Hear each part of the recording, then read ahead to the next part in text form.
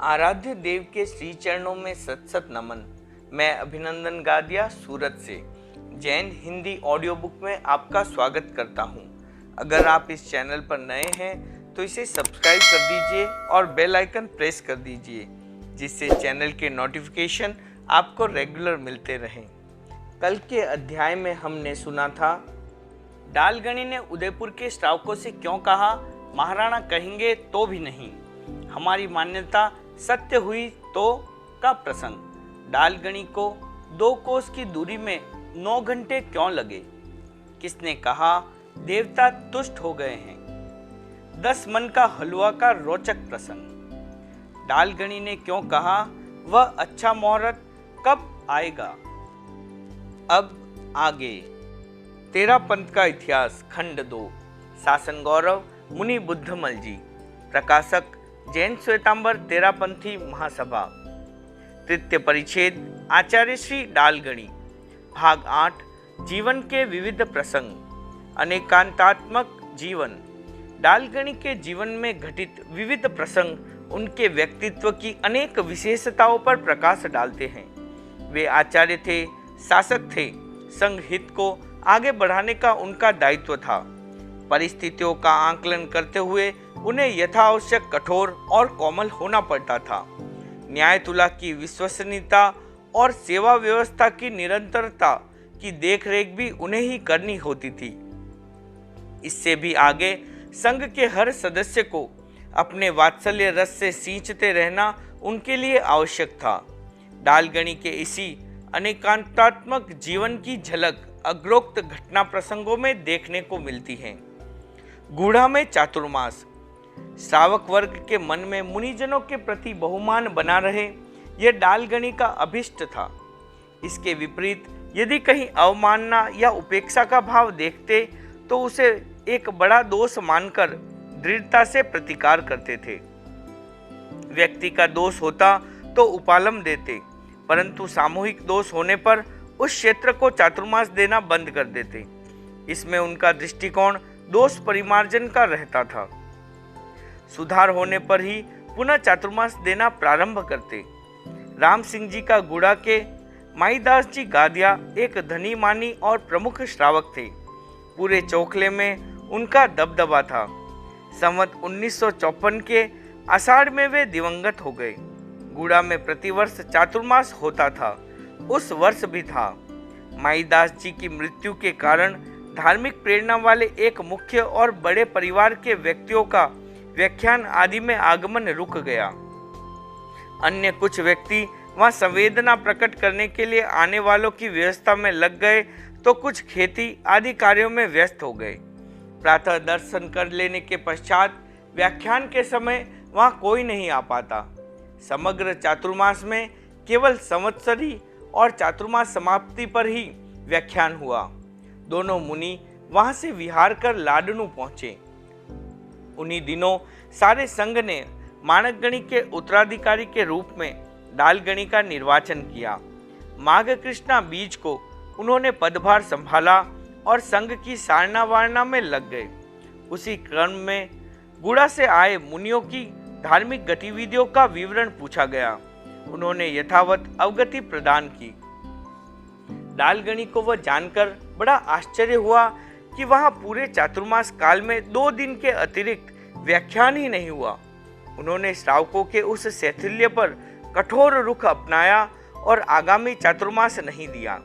श्रावकों ने जान लिया कि प्रमादवश जो त्रुटि उनसे हो चुकी है उसी का यह दंड मिला है। अगले वर्ष बिदासर मर्यादा महोत्सव पर माईदास जी के छोटे भाई पूनमचंद जी आदि कई व्यक्ति प्रार्थना करने पहुंचे। सभी के मन में धुकर पुकर मची हुई थी कि न जाने आचार्य श्री क्या कहेंगे, परंतु उस समय उन्होंने कुछ नहीं कहा। इससे वे लोग कुछ आश्वस्त हुए, कुछ साहस भी बढ़ा। दूसरे दिन प्रातः व्याख्यान के समय उन्होंने अपनी प्रार्थना फिर प्रस्तुत की। डालगणी कुछ देर तक तो उन्हें यह कहकर टालते रहे कि सभी जगह चातुर्मास करवाना संभव नहीं होता, परंतु जब वे आग्रह करने लगे तब आचार्य श्री ने उपालम देते हुए पूछा, क्यों देना चाहिए तुम्हें चातुर्मास, कहाँ है तुम्हें उसकी आवश्यकता। भूख होने पर ही भोजन परोसना उपयुक्त होता है, अन्यथा अजीर्ण हो जाता है। तुम्हारे पास काम बहुत है तो हमारे पास क्षेत्र बहुत है। मेरे पास इतने सिंघाड़े नहीं हैं कि 4 महीनों तक मूर्ति बनाकर गुड़ा में बिठा दूं। व्याख्यान का समय, भारी परिषद, अनेकानेक क्षेत्रों में समागत लोग। ऐसे समय में डालगनी ने जो उपालम दिया वह उनके लिए ऐसा कर्तव्य बोध था कि उसे आजीवन भूल नहीं सके। पूनमचंद जी आदि सभी नम्र एवं गंभीर प्रकृति के श्रावक थे। गलती का पश्चाताप उन्हें था। सबने चरणों में सिर रखते हुए भूतकालीन गलती के लिए क्षमा याचना की, आगे के लिए सावधानी का संकल्प व्यक्त किया, परंतु आचार्य श्री ने उनकी प्रार्थना को स्वीकार नहीं किया। वे लोग बड़ी आशा लेकर आए थे, परंतु उन्हें निराश होकर ही लौटना पड़ा। गुड़ा निवासियों को लगातार 8 वर्षों तक चातुर्मास की प्रतीक्षा करनी पड़ी। वे प्रतिवर्ष दर्शन करते, प्रार्थना करते और खाली हाथ लौट जाते। पूरी परीक्षा के पश्चात डालगनी पसीजे। संवत 1963 में वह पुनः चातुर्मास का क्रम प्रारंभ कर दिया गया। विचित्र संयोग था कि चातुर्मास प्रारंभ होने से पूर्व अचानक पूनमचंद जी की मृत्यु हो गई। इस बार सभी श्रावकों ने पूर्ण सावधानी से कार्य किया, एक दिन के लिए भी व्याख्यान बंद नहीं होने दिया। लड्डू और चातुर्मास। देवगढ़ से साधुओं ने विहार किया। मार्ग पहाड़ी पगडंडियों का था, अतः भूल जाने का पूरा भय था। सभी श्रावक कुछ दूर तक पहुंचाकर वापस जाने लगे। तब साधुओं ने कहा, मार्ग अपरिचित और टेढ़ा मेढ़ा है, कोई बताने वाला व्यक्ति हो तो भटकने का भय न रहे। श्रावकों ने कहा, हम आपको अगले गांव तक अवश्य पहुंचाते, पर आज हमारे यहाँ लड्डुओं का भोज है, अतः कोई जाने को तैयार नहीं है। मार्ग बहुत लंबा नहीं है, आप इसी दिशा में बढ़ते जाइए, इस सीधे मार्ग में भटकने का भय है ही नहीं। साध्वियाँ विहार करती हुई आगे गई तो मार्ग में भटक गई। बड़ी कठिनता से मार्ग तलाशती हुई मध्याह्न में जाकर दौलपुरा पहुंची। डालगनी को जब उक्त घटना का पता लगा तो उन्होंने श्रावकों की उस लापरवाही पर वहां का चातुर्मास बंद कर दिया।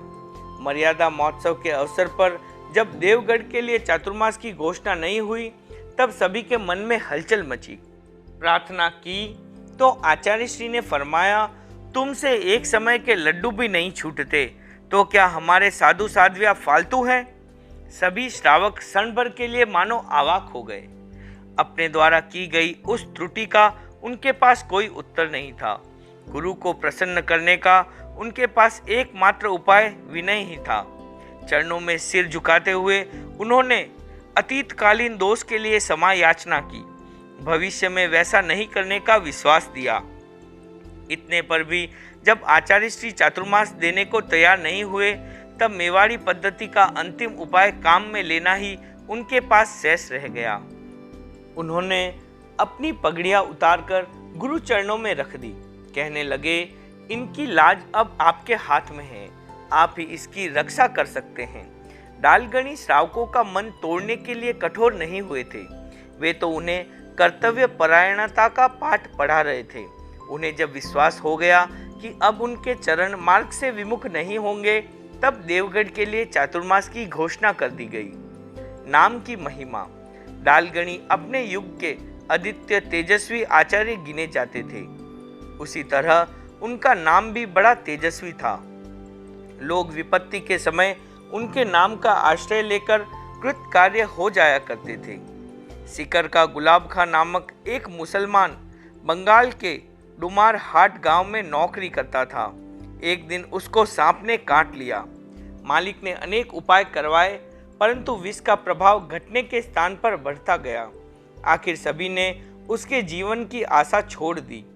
उस समय बिदासर के कर्मचंद जी दुग्गड़ वहां पहुंच गए।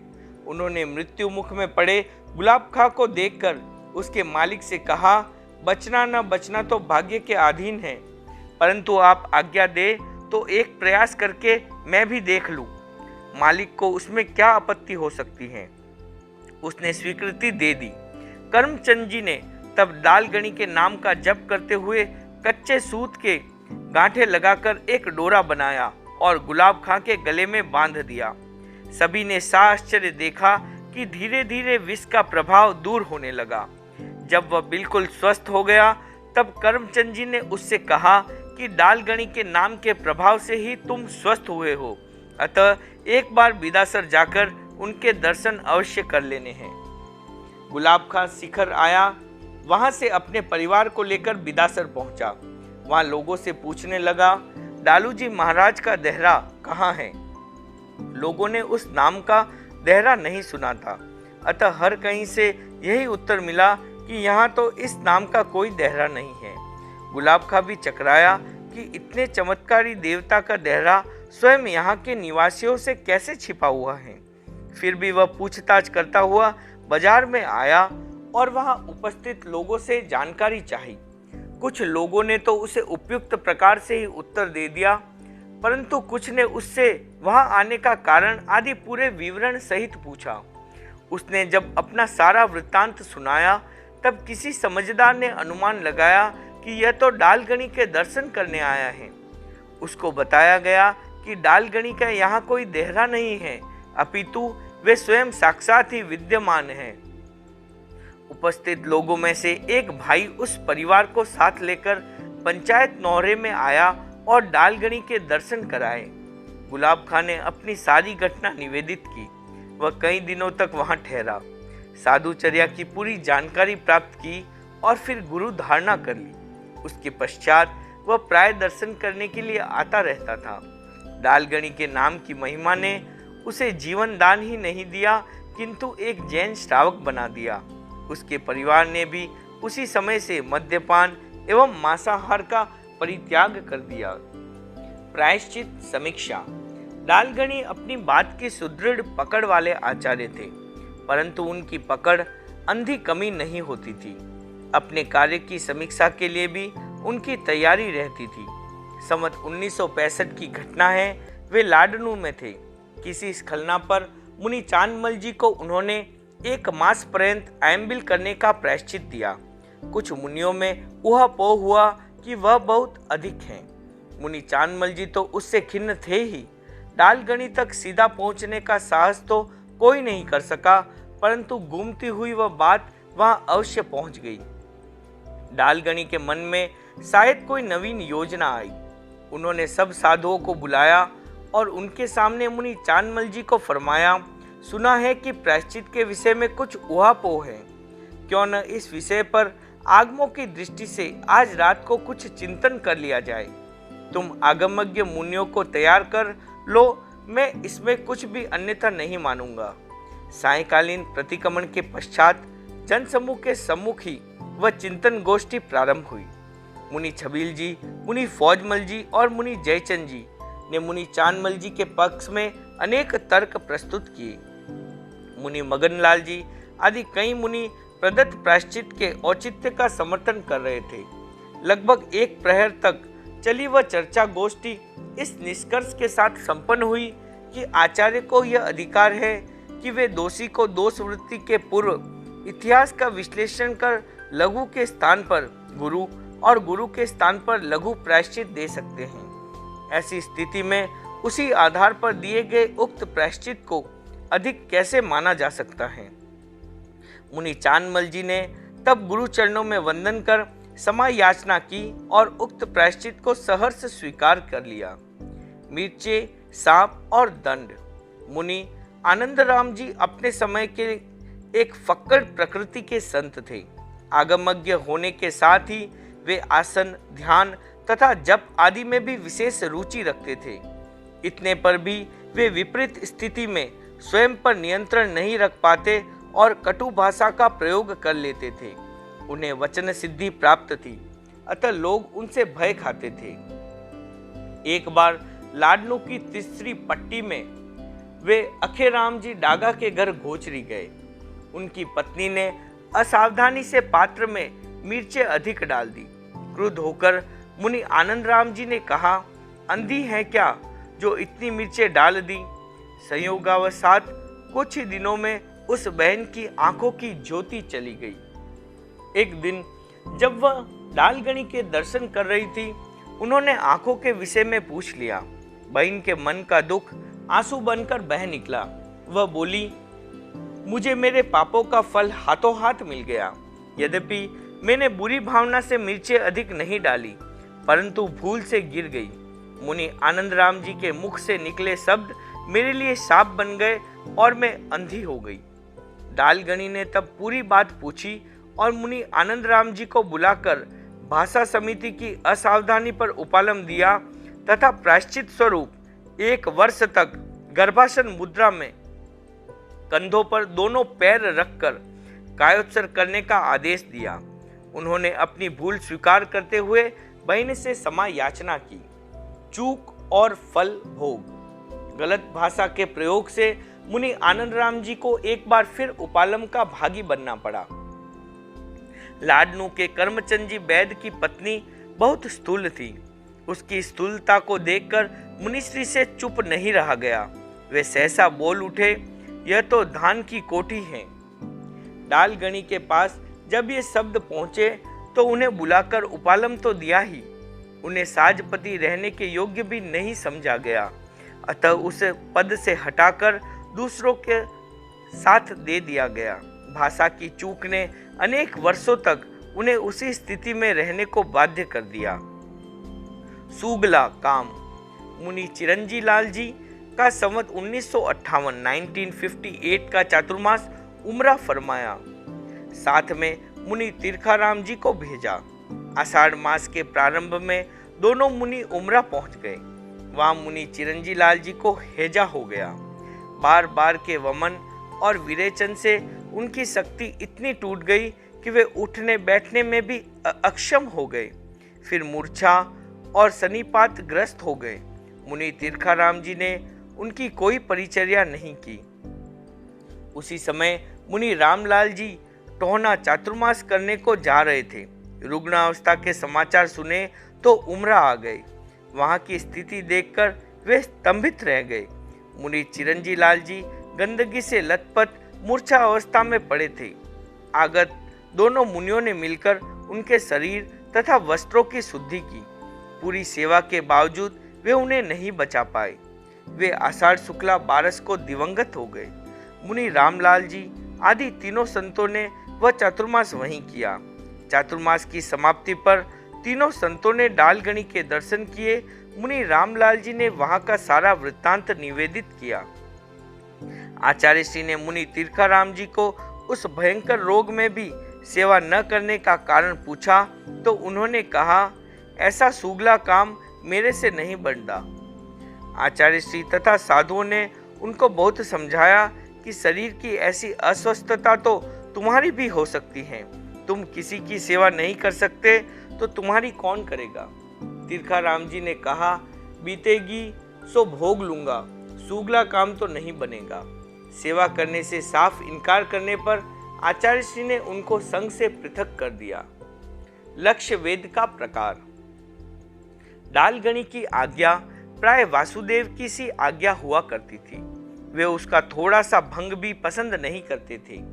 भूल से या विवशता से होने वाली स्खलना भी उन्हें सहन नहीं होती। उनके उपालम की आशंका हर किसी को हर किसी समय बनी रहती थी। डालगणी अनेक बार ऐसा भी कर दिया करते थे कि जिसको उपालम देना नहीं होता उसे नहीं देकर वह सुनता होता उस समय किसी दूसरे को देते। सुनने वाला स्वयं सावधान हो जाता। एक बार डालगणी लाडनू में विराजमान थे। वहां के भुतेड़िया परिवार के कई श्रावक गोचरी के समय बहुधा अधिक आहार गिरा दिया करते थे। उनके कारण अनेक संतों को पहले पीछे करके उपालम आ चुका था। डालगणी उनकी उस प्रवृत्ति को बिल्कुल पसंद नहीं करते थे, परंतु सीधा कहना भी नहीं चाहते थे। कैसे और कब कहा जाए, इसी विचार से शायद किसी विशेष अवसर की प्रतीक्षा में थे। वह अवसर उन्हें शीघ्र ही मिल गया। एक दिन किसी विशेष अवसर पर भुतेड़िया ने मुनि मगनलाल जी को गोचरी के लिए भेजने की प्रार्थना की। आचार्य श्री ने उनकी प्रार्थना को तत्काल स्वीकार किया और आनेत्व आहार की मात्रा बतलाकर मुनिश्री को वहां भेज दिया।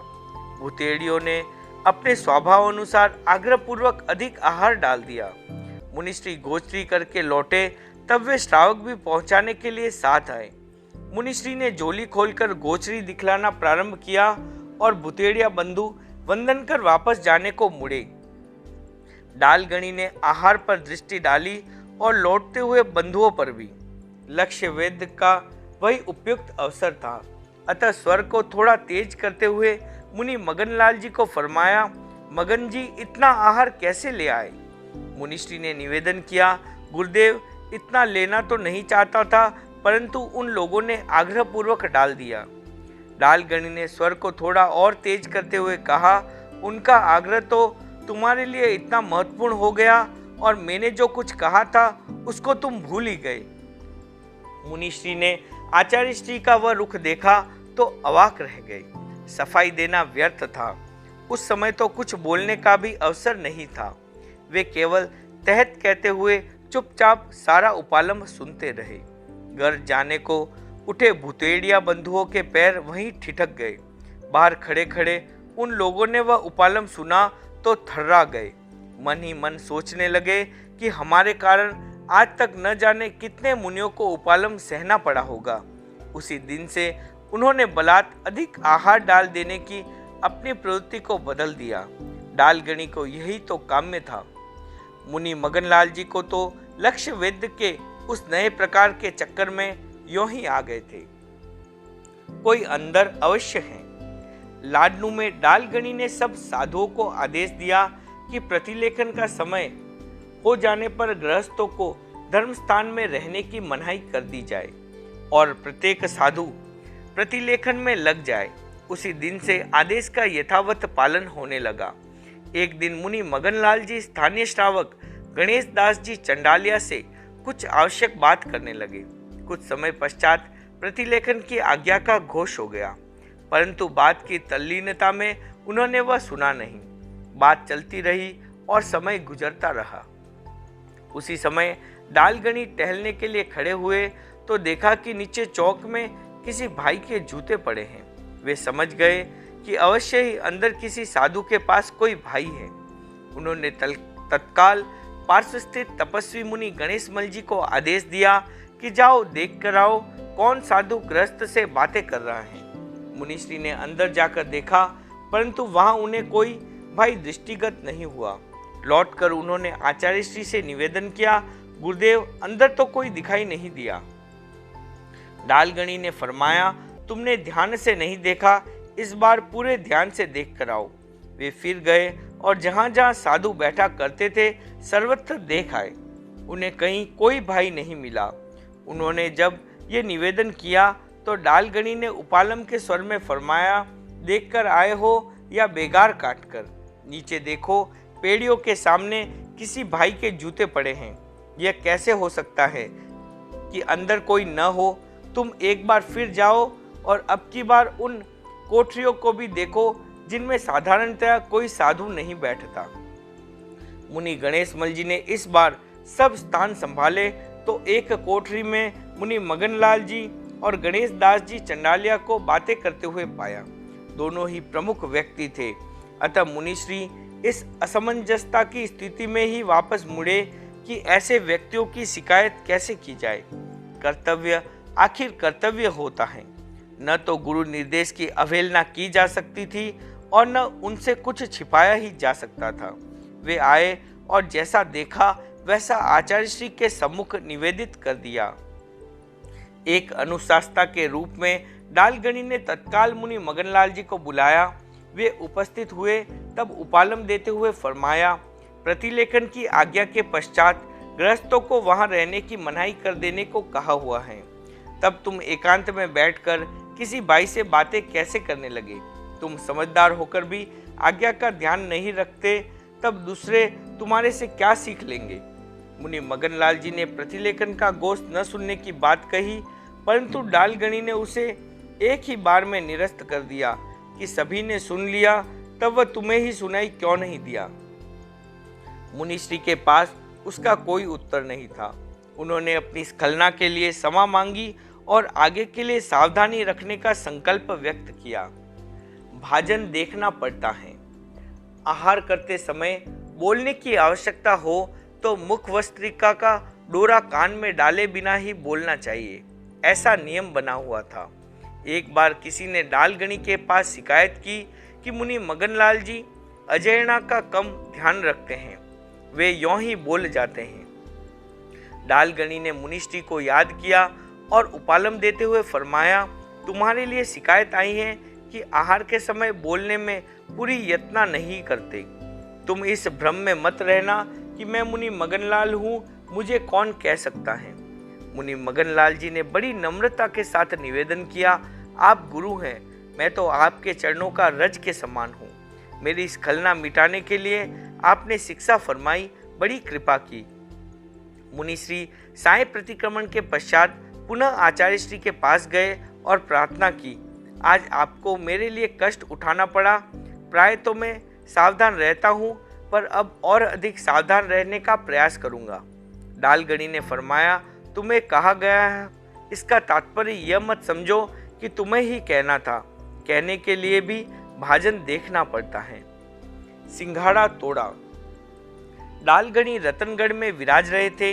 शीतकाल का समय था। साधु साध्विया काफी आए हुए थे। एक दिन समुच के आहार विभाग का कार्य संपन्न कर साध्वी खुमाणा जी ने सीते भोजन सामग्री के वे छोटे अंश जो भूमि पर गिर जाने के कारण खाने योग्य नहीं रह जाते, वहीं सामने बाजार में परठ दी। आचार्य श्री सामने ही थे, उन्होंने उनको परठते देख लिया, तत्काल वापस बुलाकर भारी उपालम दिया और यह फरमाते हुए उनका सिंघाड़ा तोड़ दिया कि तुम्हारे में जब परठने पूंजने तक की सुगड़ाई नहीं है, तब तुम क्या जन कल्याण करोगी। माँ सती जेठा जी को भी उपाल ओलंबा दिया कि वे सतियों के कार्य के प्रति सावधानी नहीं रखती। खुमाणा जी की माँ साध्वी रंभा जी को उक्त घटना से बड़ा मानसिक आघात लगा। वे सोचने लगी कि आचार्य श्री अब न जाने उन्हें किसके सिंघाड़े में भेज देंगे। एक दिन उन्होंने शरीर को धुजाते हुए बड़क दी कि ये दोनों माँ बेटियां गंगा जी या राय कंवर जी के सिंघाड़े में रहेगी। डालगणी ने उस कृत्रिम देववाणी को कोई महत्व नहीं दिया। उन्होंने फरमाया, तुम्हें उक्त दोनों में से किसी भी सिंघाड़े में भेजने का भाव नहीं है। आखिर बहुत प्रार्थना करने पर उनके निर्वार्थ केसर जी का नया सिंघाड़ा किया और उन्हें उनके साथ भेजा। कल के अध्याय में हम सुनेंगे आचार्य श्री डालगणी ने खुमाणा जी का सिंघाड़ा क्यों तोड़ा और महासती जेठा जी को क्या ओलंबा दिया। आचार्य श्री डालगणी ने क्यों कहा, इतनी सारी साध्वियां राज में निकम्मी बैठी क्या करती हो। साध्वी मानकवर जी ने ऐसा क्या किया कि उनकी वंदना निषेध हो गई। प्रेम जी का मायाचार का प्रसंग। आचार्य श्री डालगणी भक्तजनों की सार संभाल में बड़े सावधान रहते थे। ओम अरहम।